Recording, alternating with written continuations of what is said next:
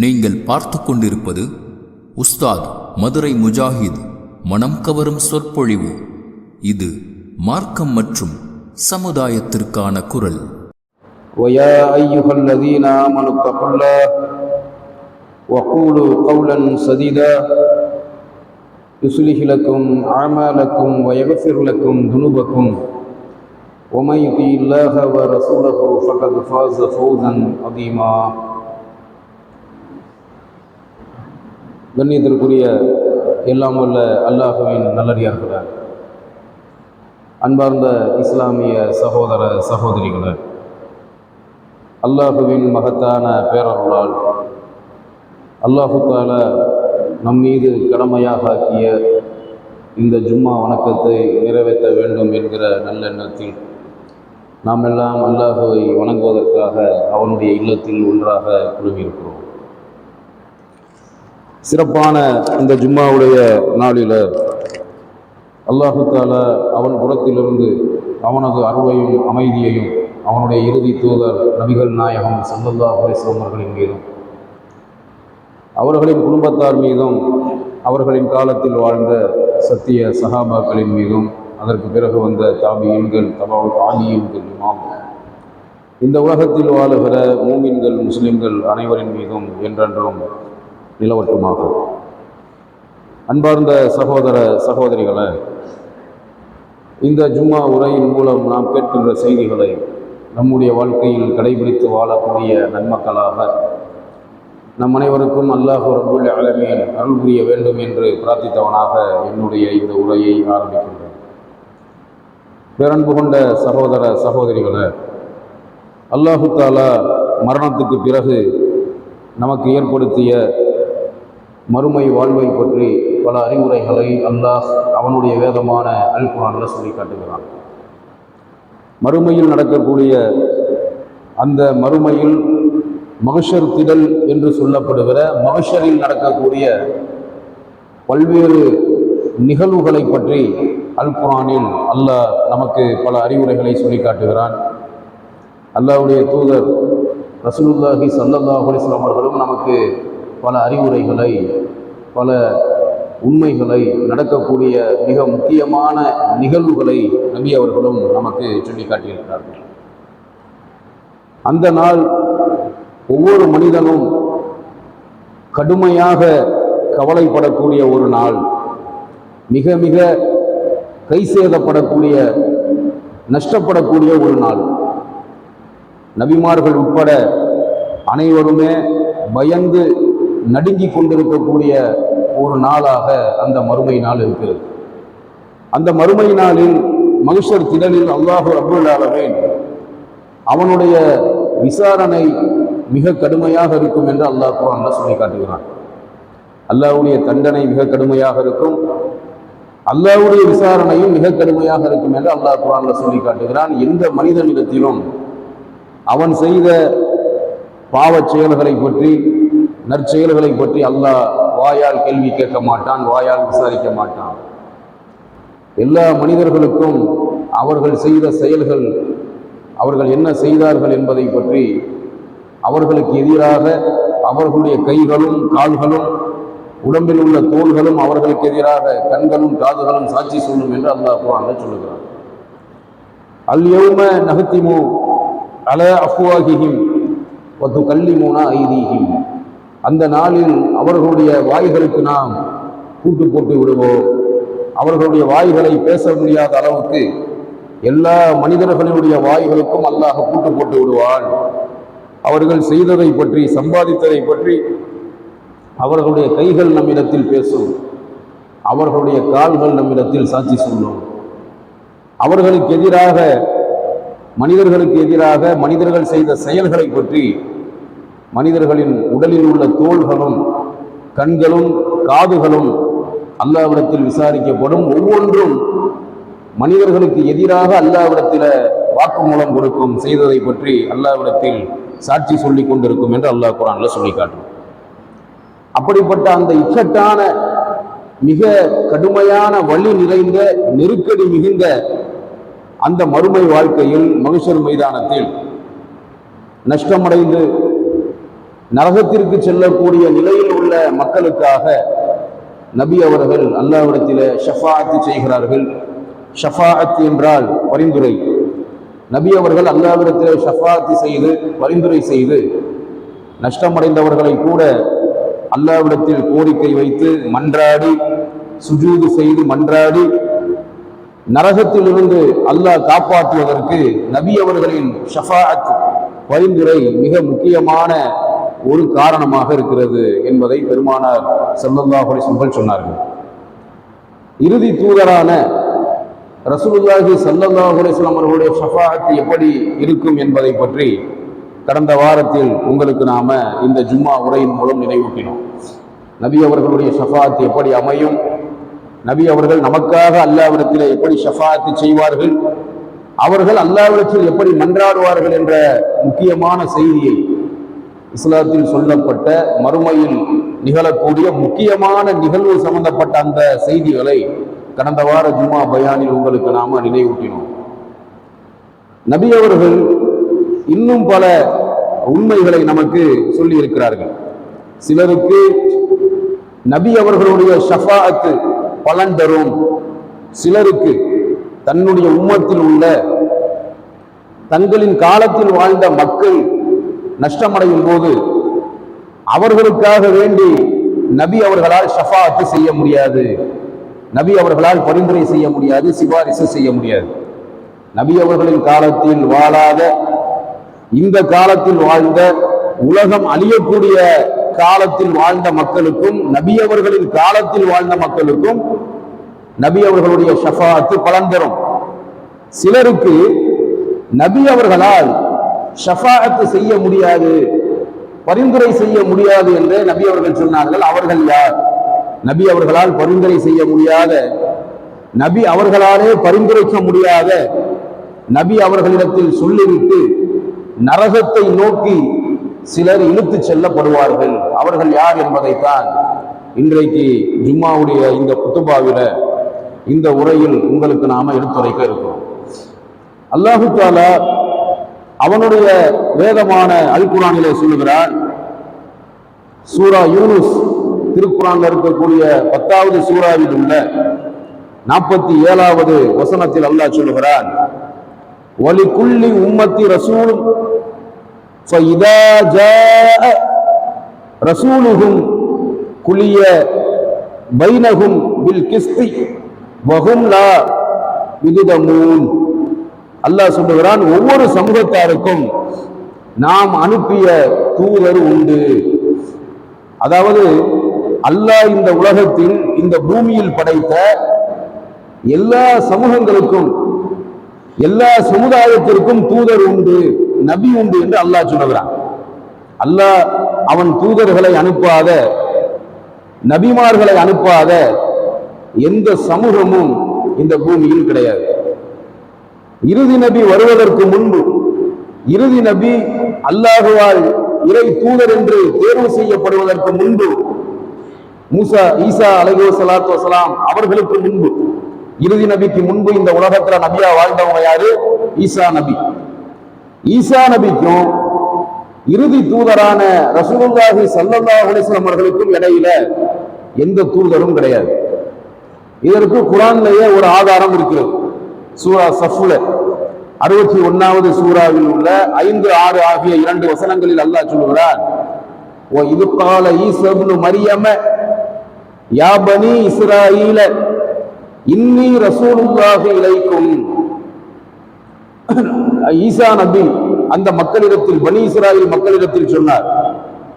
மரியமுடைய மகன் ஈசா அந்த பனி இஸ்ராயீல் மக்களிடத்தில் சொன்னார், பனி இஸ்ராயீல் மக்களே, நான் உங்களுக்காக அனுப்பப்பட்ட அல்லாஹுவின் தூதராக இருக்கிறேன்.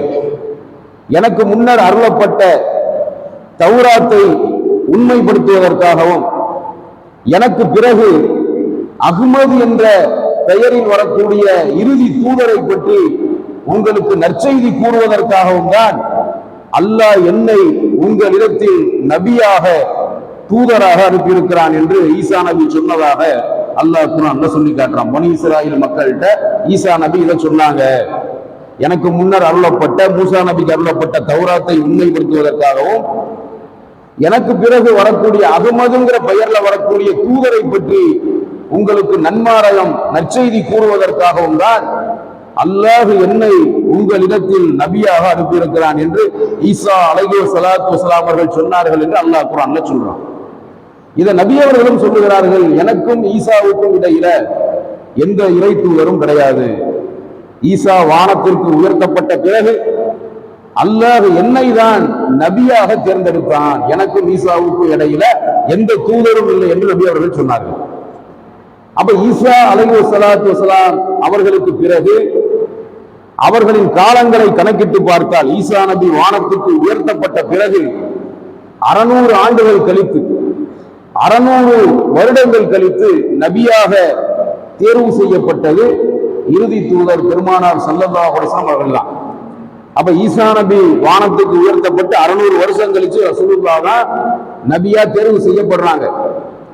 ஈசா நபி வானத்துக்கு உயர்த்தப்பட்ட பிறகு எந்த நபியையும் அல்லாஹ் அனுப்பவில்லை. 600 ஆண்டுகளுக்கு இந்த உலகத்தில் எந்த மனிதரையும் அல்லாஹ் நபியாக தேர்ந்தெடுக்கவில்லை, எந்த நபியையும் அல்லாஹ் அனுப்பவில்லை. ஈசா நபிக்கு பிறகு நேரடியாக இறுதியாக கியாமத் நாள் வரை உள்ள தூதராக இறுதி தூதர் முகமது நபி ஸல்லல்லாஹு அலைஹி வஸல்லம் அவர்களைத்தான் அல்லாஹ் நபியாக தேர்ந்தெடுத்தான். அப்படி தேர்ந்தெடுக்கப்பட்ட நபிகள் நாயகம் அவங்களுக்கு முன்பு ஈசா நபியுடைய காலத்திலே யஹ்யா நபியின் காலத்திலே யஹ்யா நபியுடைய தந்தை ஜக்கரியா நபி இவர்கள் எல்லாம் வாழ்ந்தார்கள் நபிமார்களாக. ஜக்கரியா நபி நபியாக வாழ்ந்தார். அவருடைய மகன் யஹ்யா அலைஹிஸ்ஸலாத்து வஸலாம் அவர்கள் நபியாக வாழ்ந்தார். ஈசா நபியும் நபியாக வாழ்ந்தார். அப்ப ஈசா நபியின் காலத்திற்கு முன்பு இந்த உலகத்தில் அல்லாஹ் படைத்த சமூகங்களில் என்னென்ன சமூகங்கள் இருக்கிறதோ அந்த எல்லா சமூகத்திற்கும் எல்லா உம்மத்திற்கும் அல்லாஹ் நபிமார்களை அனுப்பியதாக அவனுடைய வேதமான அல் குர்ஆன்ல சொல்லி காட்டுறான். சூரா யூனுஸ்ல உள்ள 47வது வசனம் எல்லா சமூகங்களுக்கும் தூதர்கள் அனுப்பப்பட்டார்கள் என்பதற்கு ஆதாரமாக இருக்கிறது. நாம் ஒவ்வொரு சமூகத்தாருக்கும் நாம் அனுப்பிய தூதர் ரசூல் உண்டு. அவர்களுடைய தூதர் அவர்களிடம் வரும்போது அல்லாஹ் சொல்லுகிறான், அவர்களுக்கு அதாவது ஒரு குறிப்பிட்ட சமூகத்துக்கு அல்லாஹ் நபியை அனுப்புகிறான் என்று சொன்னால் அல்லாஹ் அனுப்பிய அந்த நபி அவர்களிடத்தில் வரும்போது அவர்களுக்கிடையே அந்த மக்களுக்கு இடையில் நியாயத்துடனே தீர்ப்பளிக்கப்படும். அவர்கள் ஒரு சிறிதும் அநியாயம் செய்யப்பட மாட்டார்கள். அல்லாஹ் குர்ஆன்ல சொல்லி காட்டுறான். அப்ப மறுமை நாள்ல எப்படிப்பட்ட நிலை ஏற்படும்? فَإِذَا جَاءَ رَسُولُهُمْ قُضِيَ بَيْنَهُمْ بِالْقِسْطِ وَهُمْ لَا يُظْلَمُونَ. அப்ப ஒவ்வொரு சமூகத்தாருக்கும் ஒரு தூதர் உண்டு, அல்லாஹ் தேர்ந்தெடுத்த தூதர் உண்டு. அவர்களுடைய தூதர் அவர்களிடம் வரும்போது மறுமையில் வரும்போது நியாயத்துடனேயே அவர்களுக்கு தீர்ப்பளிக்கப்படும். யாரையும் அல்லாஹ் ரப்புல் ஆலமீன் அநியாயமாக தண்டிக்க மாட்டான். ஒவ்வொரு தூதரும் அவருடைய சமூகத்தாரோடு மறுமையில் வந்து நிற்பார். அல்லாஹ்வுடைய தீர்ப்பு நீதிமிக்க ஒரு தீர்ப்பாக நியாயமிக்க ஒரு தீர்ப்பாக இருக்கும். மாலிக் யௌமிதீன் என்று அல்லாஹ் அவனை பற்றி சொல்லுகிறான், நியாய தீர்ப்பு நாளின் அதிபதி. அப்ப நியாய தீர்ப்பு நாளின் அதிபதியாக இருக்கக்கூடிய அல்லாஹ் ஒவ்வொரு சமூகத்தின் நபிமார்கள் அந்த சமுதாயத்தோடு வந்து நிற்கும் போது அந்த சமூக மக்களுக்கு நீதியான முறையில் அல்லாஹு தஆலா தீர்ப்பு வழங்குவான் என்று அல்லாஹ் இந்த வசனத்தில் சொல்லி காட்டுறான். நபி அவர்கள் மறுமையில் நடக்கக்கூடிய அந்த நிகழ்வை பற்றி நமக்கு சொல்லும் போது ஒரு சில தூதர்கள் அந்த உம்மத்துக்களோடு எப்படி வந்து நிற்பார் என்று சொன்னார். ஒரு சில தூதர்கள் ஒரு சில சமூகத்துக்கு நூற்றுக்கணக்கான மக்களுக்கு ஆயிரக்கணக்கான மக்களுக்கு நபியாக அனுப்பப்பட்டிருப்பார். அந்த ஆயிரக்கணக்கான நூற்றுக்கணக்கான மக்களுக்கு நபியாக அனுப்பப்பட்ட அந்த சமூகத்துல ஒரு சிலர் தான் அல்லாஹ்வை ஈமான் கொண்டிருப்பாங்க. பெரும்பாலான பேர்கள் அல்லாஹ்வை ஈமான் கொள்ளாதவர்களாக இருப்பார்கள். உதாரணத்திற்கு நூஹ் நபியுடைய சமூகம். நூஹ் நபியுடைய சமூகத்தில் ஒரு கப்பலில் ஏறுகிற அளவுக்கு தொகை உள்ள எண்ணிக்கை உள்ள மக்கள் தான் அல்லாஹ்வை ஈமான் கொண்டார்கள். பெரும்பாலான மக்கள் காஃபிர்களாக இருந்தார்கள். அல்லாஹ்வால் தண்டிக்கப்பட்டு அழிவை சந்தித்தார்கள் நூஹ் நபியுடைய சமுதாயம். அப்படி மறுமையில் வந்து நிற்கும் போது அல்லாஹ்வுடைய நபி சொன்னாங்க, ஒரு நபி 10 நபர்களோடு வந்து நிற்பார். அவர் உம்மத்துல 10 பேர் தான் அல்லாஹ்வை ஈமான் கொண்டிருப்பாங்க. அந்த ஈமான் கொண்ட 10 நபர்களோடு வந்து நிற்பார். ஆனா அந்த நபியுடைய உம்மத்துல நிறைய பேர் வாழ்ந்திருப்பாங்க, நிறைய மக்கள் வாழ்ந்திருப்பாங்க. 10 பேரோட வந்து நிற்பார். அந்த 10 பேர் தான் அல்லாஹ்வை ஈமான் கொண்டிருப்பாங்க, அந்த நபியை ஈமான் கொண்டிருப்பாங்க. அந்த நிலைமையில் வந்து நிற்பார். ஒரு நபி அவர் உம்மத்துல 5 நபர்களோடு வந்து நிற்பார். அவர் உம்மத்துல அந்த 5 பேர் மட்டும்தான் அல்லாஹ்வை ஈமான் கொண்டிருப்பாங்க. மீதி உள்ளவர்கள் எல்லாம் காஃபிர்களாக, குஃபார்களாக வாழ்ந்து மரணித்திருப்பார்கள். ஒரு நபி 3 நபர்களோடு வந்து நிற்பார். ஒரு நபி 2 நபர்களோடு வந்து நிற்பார். ஒரு நபி ஒரே ஒரு ஆளோடு வந்து நிற்பார்.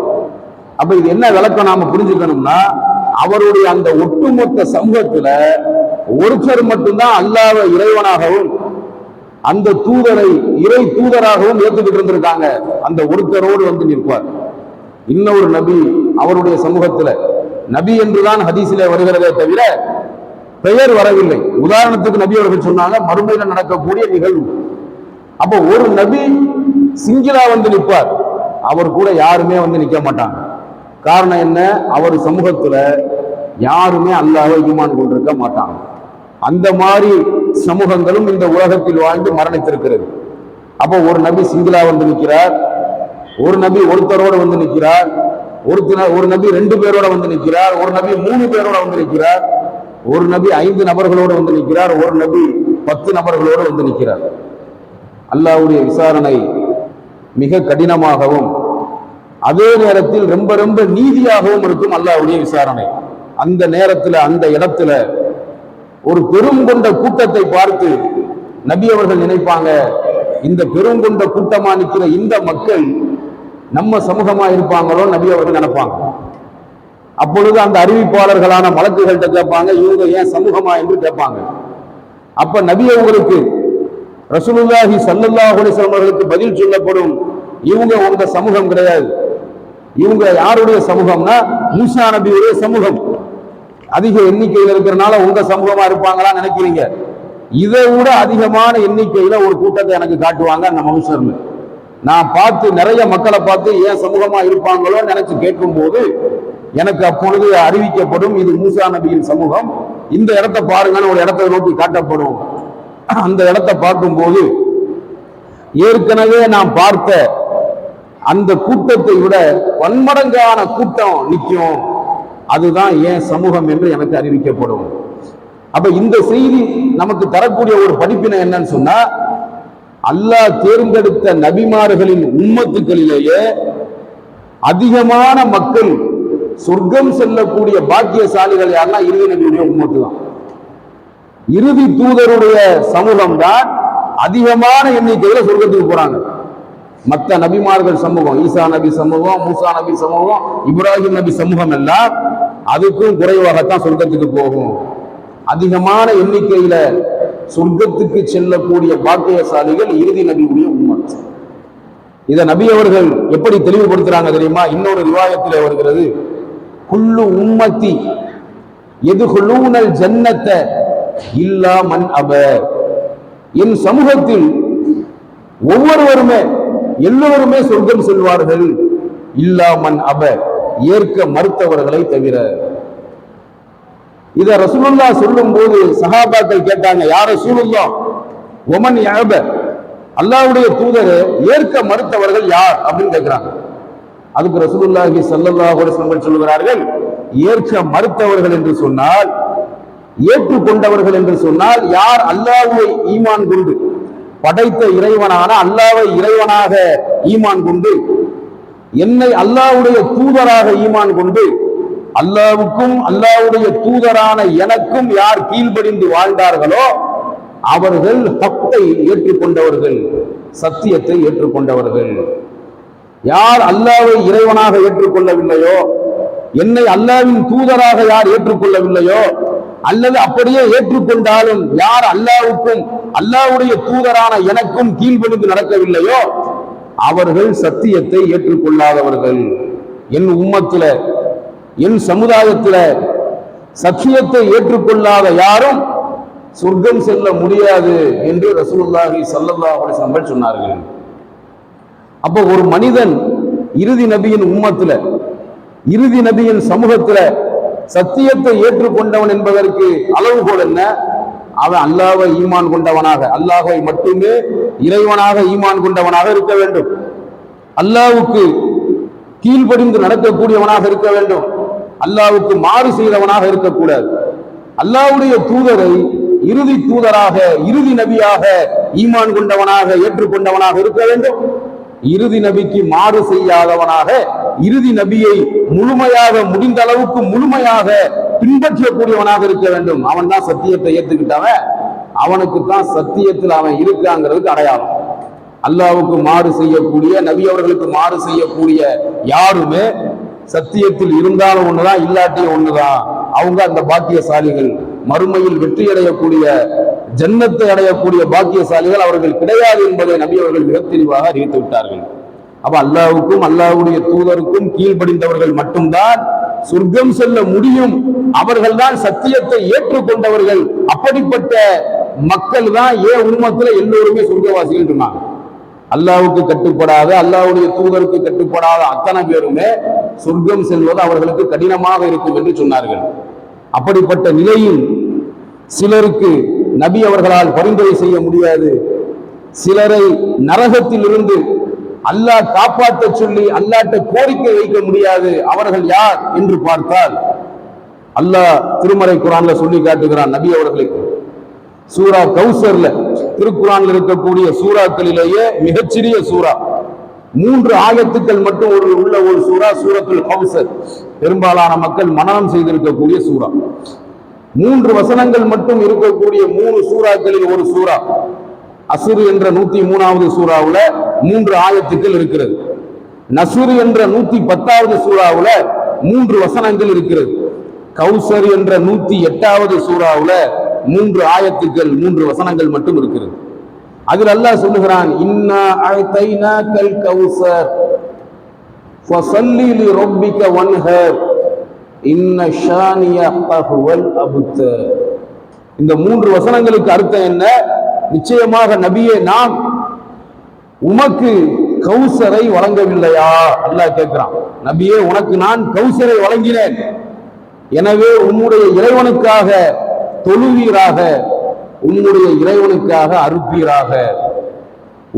எதிரி எவனோ அவன்தான் சந்ததிகள் அற்றவன், நீ சந்ததி இல்லாதவர் கிடையாது.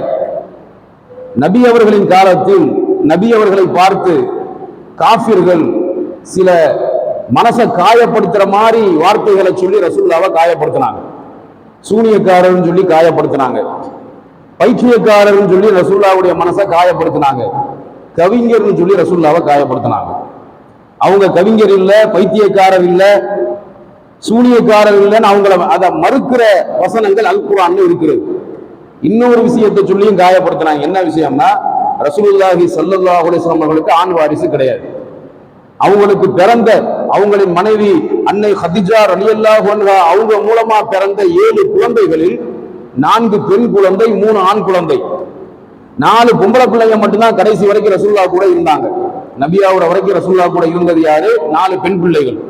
ஃபாத்திமா ரலியல்லாஹ், ஜைனப் ரலியல்லாஹ், உம்மு குல்சும் ரலியல்லாஹ், ருஹையா ரலியல்லாஹ். இந்த 4 பெண் பிள்ளைகள் ரசூலுல்லாஹ் கூட கடைசி வரைக்கும், ரசூலுல்லாஹ் மதீனாவுக்கு ஹிஜ்ரத் பண்ணி போற வரைக்கும் வாழ்ந்தாங்க. பிறந்த 3 ஆண் பிள்ளைகளும் குழந்தையாக இருக்கும் பொழுதே மரணித்து விட்டது. அப்ப இதை சொல்லி நபி அவர்களை அந்த மக்கா காஃபிர்களில் சில பேர் காயப்படுத்தினாங்க. இவர் நபிங்கிறாரு, இவருக்கு ஆம்பளை பிள்ளை இல்லை. என்ன காரணம்னா, மக்காவுல ஒரு மோசமான ஒரு இனவெறி இருந்துச்சு. என்ன இனவெறி அப்படின்னு சொன்னா, ஆண் பிள்ளைய பெற்றா அவன் ஒரு பெரிய ஆள், பெருமைக்குரியவன். ஒருத்தர் 5, 6, 7, 8 ஆம்பளை பிள்ளை பெற்றிருந்தா அவனுக்கு சமுதாயத்துல மதிப்பு அதிகம், அவன் கௌரவமான ஆள். 3, 4 பொம்பளை பிள்ளைய ஒருத்தன் பெற்றிருந்தா ஒரு ஆண் வாரிசு கூட அவனுக்கு இல்லைன்னு சொன்னா அவன் இழிவா பார்க்கப்படுறாள். பெண் பிள்ளைகள் பிறந்தாலே ஈவு இரக்கமே இல்லாம உயிரோடு புதைத்து கொலை செய்யக்கூடிய கொலைகாரர்களாக அந்த மக்கா காஃபிர்கள் வாழ்ந்து வந்தார்கள்.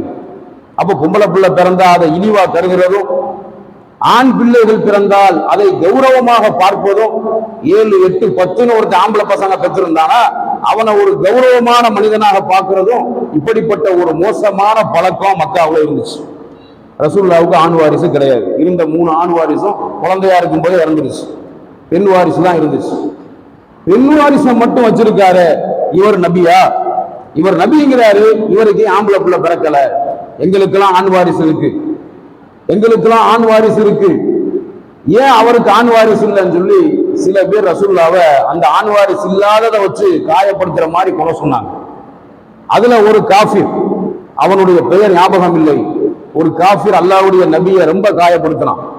அவனுக்கு 10க்கும் மேற்பட்ட ஆண் பிள்ளைகள். அவன் ரொம்ப நபியுடைய மனதை காயப்படுத்தினான். இந்த ஆயத் இறங்கு, இன்ன ஷானிய கஹுவல் அபுத்தர், நிச்சயமாக உன்னுடைய எதிரி எவனோ அவனே சந்ததிகள் அற்றவன் என்ற இந்த வசனம் இறங்கியவுடனே எவன் நபி அவர்களை காயப்படுத்தினானோ, எவன் நபி அவர்களை கலங்கப்படுத்தும் விதமாக தனக்கு இருக்கிற அந்த 10க்கும் மேற்பட்ட ஆம்பளை பசங்களை வச்சுக்கிட்டு பெருமை பேசினானோ, நபியை இழிவுபடுத்தி பேசினானோ, இந்த ஆயத்து இறங்கின உடனே அவனுடைய 10 ஆம்பளை பசங்களை மௌத்தாக்கிட்டாங்க.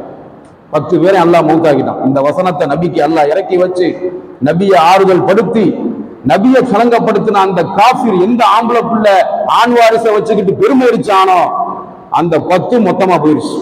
10 செத்து போயிடுச்சு. இதுதான் அல்லாஹ்வுடைய பிடிங்கிறது. காசு பணத்தை வச்சுக்கிட்டு ரொம்ப ஆட்டம் போடக்கூடாது.